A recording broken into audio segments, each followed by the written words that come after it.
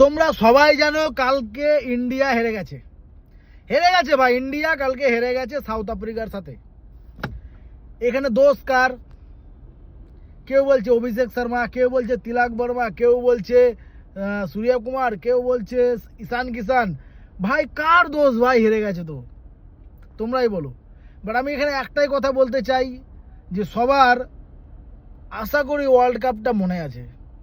লাগাতার আমরা 10টা ম্যাচ জিতেছি, লাগাতার পরস্পর 10 ম্যাচ জিতেছি, কিন্তু জায়গা মতো গিয়ে আমরা জিততে পারিনি ভাই, হেরে গেছি। কেন জানি না। ওই ওয়ার্ল্ড কাপে যদি আমরা একটা ম্যাচ যদি আগে হারতাম, আগেই যদি একটা ম্যাচ হেরে যেতাম, তো মনে হয় আমরা ফাইনালটা আমাদের হতো সেই ওয়ার্ল্ড কাপটা।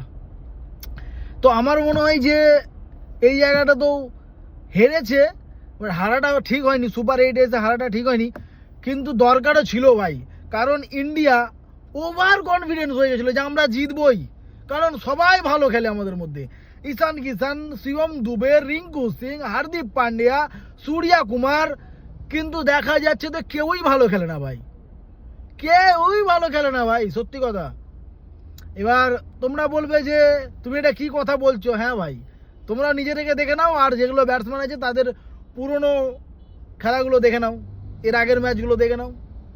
তিলক বর্মার সব থেকে বেশি করে দেখো তোমরা, শ্রেয়স আইয়ারকে বসিয়ে রেখে তিলক বর্মাকে খেলাচ্ছে, সঞ্জু স্যামসনকে বসিয়ে রেখে খেলাচ্ছে ঈশান কিষান, অভিষেক শর্মা।